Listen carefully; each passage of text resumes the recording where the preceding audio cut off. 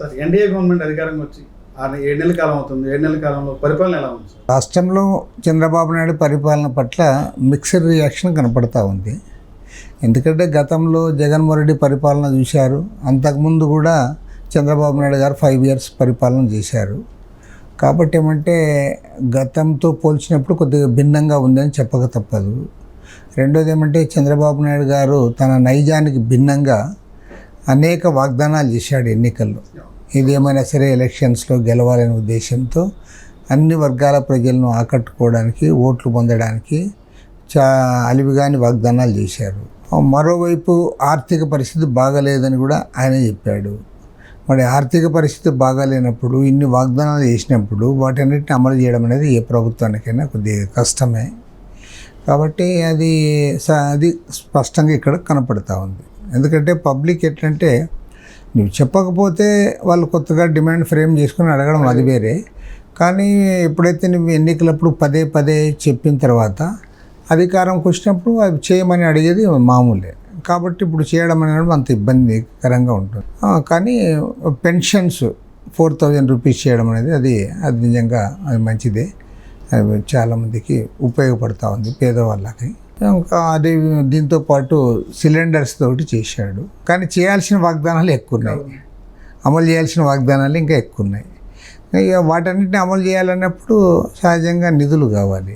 నిధులు over night వచ్చి పడవు. ఏ ప్రభుత్వానికైనా నిధులు సమకూర్చుకోవడం అనేది ఇప్పుడున్న పరిస్థితుల్లో కష్టమే. ఆ తర్వాత ఆల్రెడీ అప్పుల పాలైన రాష్ట్రంలో నీవు ఇవాళ నిధులు సమీకరించుకోవడం అనేది చాలా కష్టంగా ఉంటుంది. రెండోది కేంద్ర ప్రభుత్వం కూడా ఏదో కొద్ది మేరకు గతం కంటే భిన్నంగా ఏదో ప్రభుత్వం ఎన్డీఏ కూటమిలో ప్రభుత్వం కాబట్టి కొంత వెసులుబాటు ఉండొచ్చు తప్పితే ఒకేసారి ఇది ఎన్డీఏ ప్రభుత్వం కాబట్టి మొత్తము కేంద్రంలో నిధులన్నీ కూడా ఇక్కడ పంపిస్తామని అనడానికైతే ఉండదు. వాళ్ళు కూడా పద్ధతి ప్రకారం దాన్ని డిస్ట్రిబ్యూట్ చేయాల్సిందే. ఇప్పుడు కొద్దిగా ప్రయారిటీ ఉంటే ఉంటుంది. కాబట్టి ఏమంటే అది కూడా ఇప్పుడు కనపడదు. మరి పబ్లిక్ ఏ రకంగా రియాక్ట్ అవుతారు అనేది ఇన్ ఫ్యూచర్ చూడాల్సిందే. రెండోది ఏమంటే ఆయనకి పెద్ద గుదిబండ. ఆయన ఎన్నికల్లో గెలవడానికి పెద్ద ఎత్తున వాగ్దానాలతో పాటు పెద్ద ఎత్తున డబ్బు కూడా ఖర్చు చేశాడు.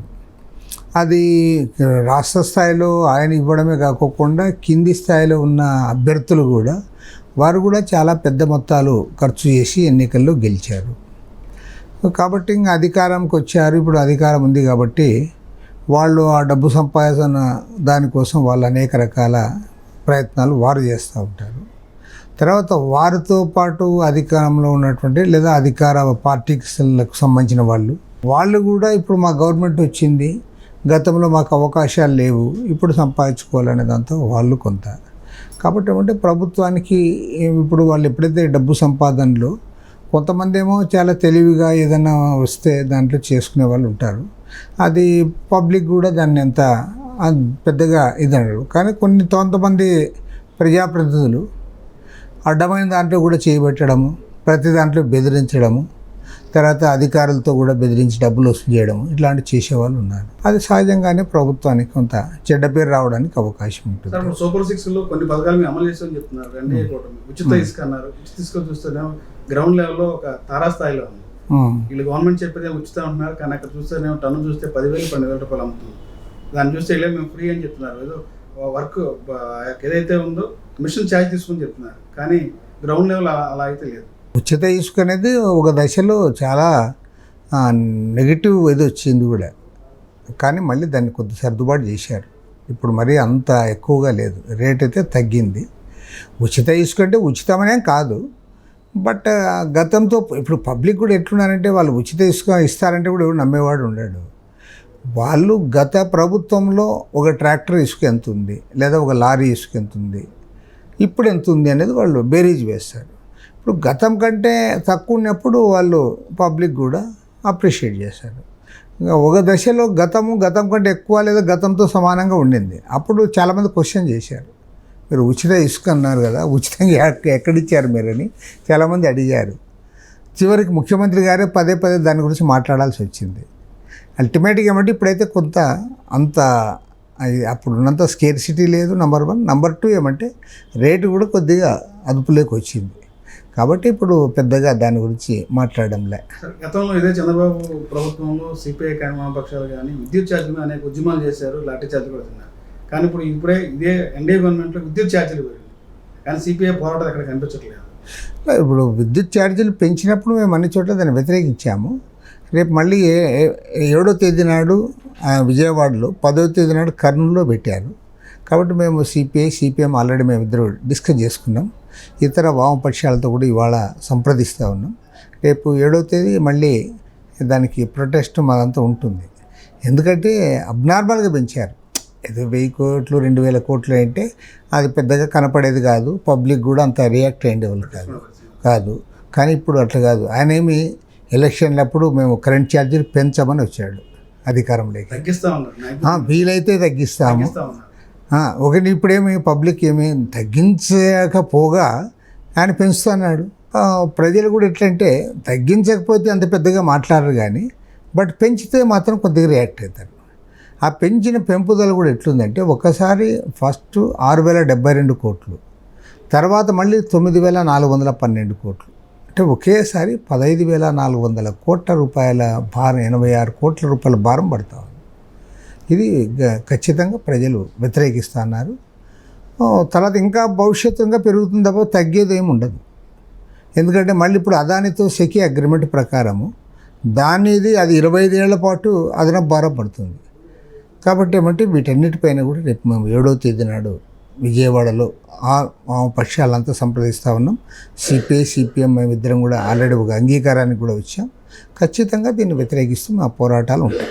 ఉభయ కమ్యూనిస్టుల మధ్య పూర్తి స్థాయిలో సమన్వయం ఎప్పుడు వస్తుందంట? సమన్వయం అంటే అది ఇష్యూస్ పైన అయితే మేము కలిసి చేస్తున్నాము. పెద్ద వారికి మాకు జాతీయ స్థాయిలో కానీ లేదా రాష్ట్ర స్థాయిలో కానీ మేము ఎక్కువ విషయాల్లో మేము సంప్రదించుకుంటా ఉన్నాము, చర్చించుకుంటా ఉన్నాము. ఆయా సమస్య వచ్చినప్పుడు ప్రజల్ని సమీకరించడానికి కూడా ఉభయలం కలిసి కృషి చేస్తూ ఉన్నాము. కానీ ఇది ప్రజలు కోరుకున్నది ఏమంటే మీరు 2 పార్టీలు ఎందుకు, మీరు అందరు కలిసి ఒక పార్టీగా ఉండండి, ఇన్ని కమ్యూనిస్ట్ పార్టీలు అవసరమా అనే వాళ్ళు కూడా అడుగుతున్నారు వామపక్ష అభిమానులు. సహజంగా వాళ్ళు అడిగే దాంట్లో వాళ్ళ యొక్క ఆకాంక్ష దాన్ని మనం అంతా అర్థం చేసుకోవాలి. మరి ఈరోజు పార్టీల్లో ఉండాలి, పార్టీల నాయకులుగా ఉన్న వాళ్ళు దీనిపైన దృష్టి సారించాలి. ఏదేమైనా సరే కమ్యూనిస్టు ఉద్యమం భారతదేశంలో చీలిపోవడం వల్ల శ్రామిక వర్గానికి నష్టం జరిగింది, కమ్యూనిస్టు ఉద్యమం దెబ్బతిన్నది. ఇది పోవాలంటే ఖచ్చితంగా ఏదో ఒకనాడు మళ్ళీ కలవాల్సిందే. ఇప్పటికైతే సానుకూలంగా కలిసి చర్చలు చేసుకొని ముందుకు సాగుతూ ఉన్నాం.